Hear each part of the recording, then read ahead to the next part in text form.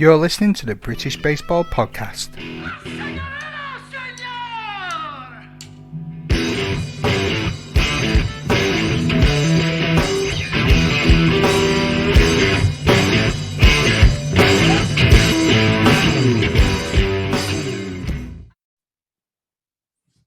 Hello, baseball fans. Matthew here again with another episode of the British Baseball Podcast.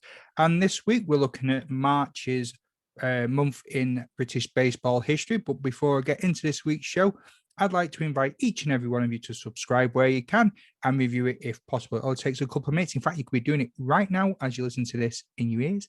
It'll help grow the podcast and get out there to more people, in turn sharing your stories and also British baseball content. I've also set up a buymeacoffee.com. So if you fancy supporting this independently run podcast, you can head over to buymeacoffee.com, search for Brit Baseball Pod as you do with all the social medias, and I should be there. And for the price of a cup of coffee or a pint of beer if you're down in London, well, maybe not that much, you can help me with the payment for some of the stuff that I use in the show. And it'll help me towards, hopefully, can't promise, but produce better content. But that's enough of me waffling on. So let's get into what you've all come here to listen to. So March's baseball history, you'll be glad to know that there's very little mention. In fact, I don't think there's any mention at all of any coaching seminars that take place, which seem to be the focus of early time. I'd also like to thank Matt Thomas of Angels Over the Pond for some contribution towards this as well. And if you like anything of what you hear, or if you want me to look at more focus on certain periods of time or teams in British baseball history, then let me know through the usual channels or emailing britishbaseballpodcast@gmail.com, and I'll do some research and see if I can bring you a feature piece on teams from the past, players from the past, that sort of thing. So Matt, thank you very much for this. I really appreciate some of appreciate all the stuff that you sent across, and I'll put links in the show notes where you can find Matt's full articles on his website. So, 31st of March, 1755, an 18-year-old William Bray recorded the following entry into his diary. After dinner, went to Miss Seals to play at baseball. With her, the three Miss Whiteheads, Miss Billinghurst, Miss Molly Flutter, Mr. Chandler, Mr. Ford H. Parsons, and Jolly. Drank tea and stayed till 8. Sounds very Downton Abbey-ish, but William Bray was a well-known for his diary and as a diarist, I'm trying to say, and local historian in Surrey. And his diary in manuscript form came to light in England during a 2008 filming of an award-winning documentary called Baseball Discovered by Miss Sam Marciano. As of the summer 2006, the earliest appearance of the term baseball was found in a 1796 description of English baseball by the German writer Johann Gutschmuth. That publication was about to be knocked back for another 40 years when the American documentary director from New York City and an eagle-eyed English lady who lived in a 1500s house in southern England discovered Bray's journal. That summer, MLB.com Sam Marciano was working on what was to become her award-winning film Baseball Discovered, when one day she and her small crew were in Horsham, England, filming an eager collection of teenage girls playing a game of rounders, and that film crew itself was a subject of interest by a second camera crew, and this belonged to the BBC South News.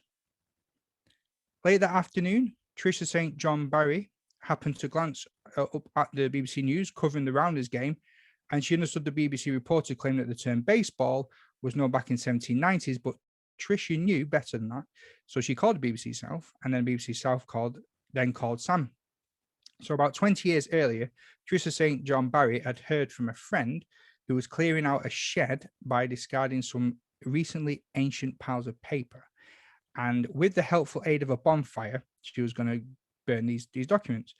Already being known as someone who was fond of really old things, Tricia stepped in and salvaged what turned out to be an ancient diary by William Bray. And his entry for March the 31st was a one-sentence entry for that day, and it was just highlighting by his church attendants drinking tea into evening and playing baseball with 6 young ladies and 4 gentlemen. I'm pretty sure it's not what we know baseball is today, but there you go. Tricia has been planning to transcribe the whole 1755 diary at some point, but the time to do that has never quite been right. But that baseball reference has caught her attention. And while not a lover of the sport, she had remembered the term. And through all this, Sam would soon be able to work this into the documentary itself. What a great find. Again, something that could have been disastrous and lost if the fire had its way. So now we'll go up to March 1888, and this is a little snippet from what Matt sent over. The British newspapers picked up on a rumour that leading New York and St. Louis baseball clubs were poised to tour across the United Kingdom. In another attempt at creating a foothold for the now fully organised American baseball, from the back of the efforts of Mr. Falsham, the American consul in Sheffield, who had been working hard to popularise the ball game in Yorkshire. Bizarrely, also in March 1888, the Illustrated Sporting and Dramatic News reported on the return of the president of a St. Louis baseball club from his tour of Britain. And there's a quote saying, "England is now educated up to American sports," end quote. He stated and went on to claim, end quote, "the game was too much for them," end quote. The publication, quite obviously tongue-in-cheek, went on to mock the English for being dull and slow in their ways. This approach was hardly likely to win many fans in England, but the message was clear. Britain is ready for the taking if ball club presidents in the States wanted to grasp the opportunities, and Spalding was one of many who did. By November 1888, the first efforts to establish a formal league of baseball clubs in the United Kingdom in the form of the American game was mooted by John Barnes, manager of the St. Paul Western League Baseball Club, and not the former Liverpool footballer. Barnes' plan was to introduce lecturers to promote the ball game academically, before establishing American-style syndicates in London, Birmingham, and other key principal cities. It was not until February 1889 that the immense wealth of Spalding began to buy up column inches in Britain for the upcoming world tour of the Chicago White Stockings and other elite American players, funded, of course, by Spalding. Rather telling, though, was a letter to the Liverpool Echo, published on the 1st of March, 1889, where a local resident called for Stanford Perry, secretary of the local Liverpool baseball clubs, to put together an all-star Liverpool team from local baseball and rounders clubs to challenge the Chicago White Stockings when they arrived in Liverpool. This again shows that baseball, or archaeal region variants of it, were fully established in some regions of the UK prior to the all-conquering Spalding tour. Amusingly, despite this, a writer for the Manchester Times on the 2nd of March 1889 claimed that no baseball clubs existed in the United Kingdom. Well done, Manchester. Was the game so localized that clubs in Liverpool were not known by residents of Manchester, or was the writer simply ignorant? The ties to the 1874 tour were inescapable. The teams relied heavily on cricket grounds and attracting cricket fans and players like George Wright, the brother of Harry Wright, as the umpire. Spalding knew all too well that he was standing on the shoulders of the Wright family, as was made clear by the fact that he paid tribute to W.G. Grace as the best-known Englishman in the world, that's a quote, on arrival at Gloucestershire Cricket Ground on the 9th of March, 1889. On the 13th of March, 1889, Sporting Life produced an in-depth piece covering the exhibition match at the Oval and questioned exactly why the American visitors had placed so much emphasis on London and the South for their early games, when the people of Liverpool would be the best judge of a sport, which they clearly would recognise as a development of their own locally played game. Whereas baseball to Londoners was nothing short of a complete mystery. Spalding's tour was given some added gravitas through the attendance of the Prince of Wales at the Oval, and attendances were adequate, with over 8,000 fans attending the exhibition at Lord's on the 13th of March, 1889. As the tour progressed, the people of Yorkshire were given exhibitions in Sheffield and Bradford, and the tour did reach Liverpool eventually too. The people of Yorkshire were clearly enthused about this new form of baseball, and on the 30th of March 1889, a large crowd amassed at Stott's refreshment rooms on Parliament Street in York to form a new baseball club for the city, along the lines of American principle. It was not until the 26th of March 1890, a full year later, that Leigh began to develop his Leigh's Recreation Club into a baseball club proper at Leigh's Recreation Centre. Regardless of this fact, Leigh used his wealth to persuade the people of Britain that, quote, we were really the first club formed in Great Britain, end quote, when discussing Derby in 1890 to various media outlets. In fact, a more accurate reflection of this part in the development of the ball game in Britain was published on the 10th of October 1889, when the Derby Daily Telegraph reported that Leigh had introduced baseball amongst its employees. It is without any doubt that Leigh used his financial clout to make his Leigh's Recreation Centre the best purpose-built baseball facility in Britain. It went on to become the baseball ground, the home of Derby County Football Club. So let's have a bit of a recap over those events.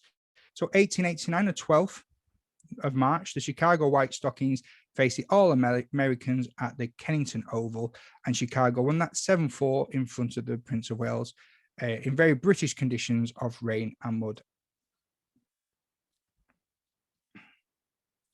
The All-American Tour then went on the 21st of March, 1889, and it's up in Glasgow, west of Scotland cricket ground. The All-Americans faced Chicago in a contest where the Americans won 8-4.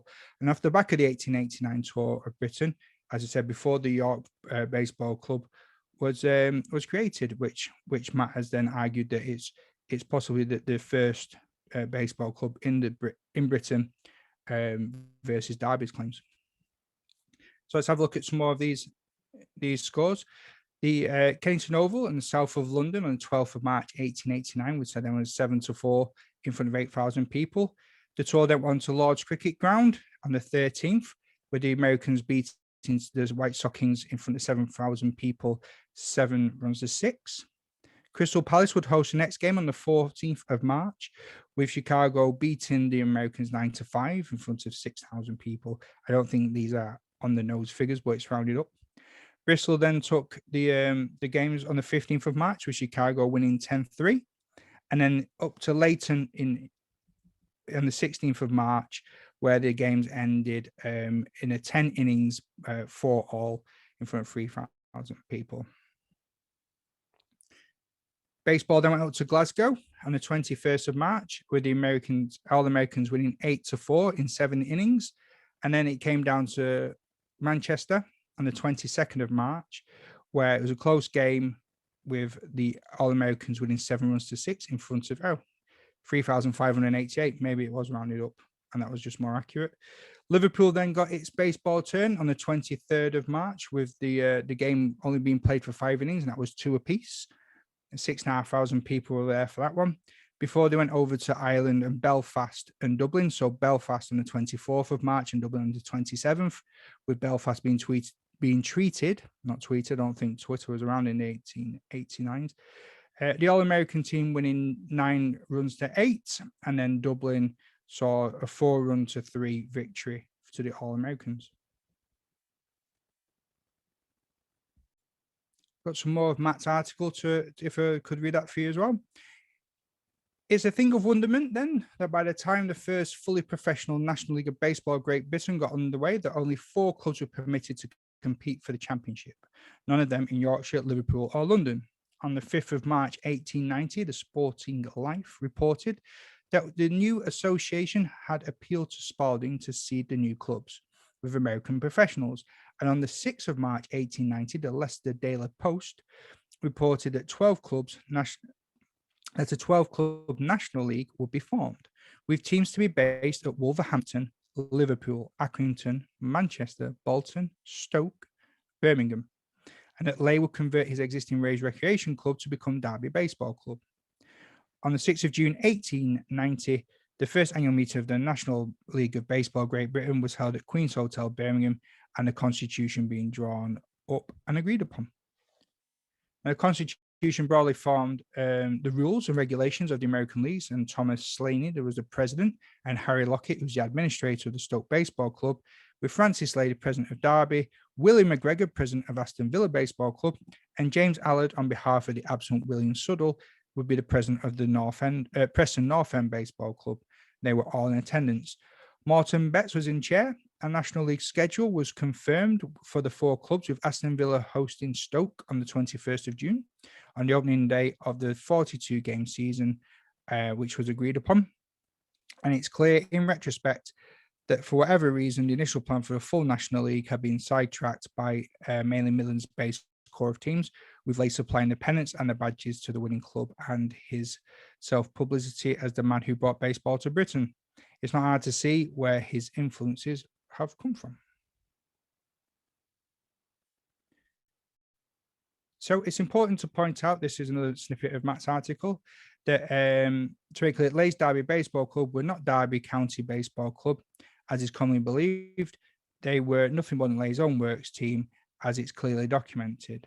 In fact, early in February 1889, the Athletic News, on covering Leigh's call to football clubs in Britain to form baseball clubs, reported that Derby County Football Club had made their own plans for a club on their own to challenge Leigh's Derby Club. And on the 8th of August 1890, the Derbyshire Advertiser and Journal stated that Leigh had confirmed that he intended to cease the activities of the club and had refused Spalding's request for Derby Baseball Club to envisage those National League fixtures. And it was confirmed that Reidenbach and Willis, American professionals at Derby, were in the employ of Leigh in order to let them play for Derby.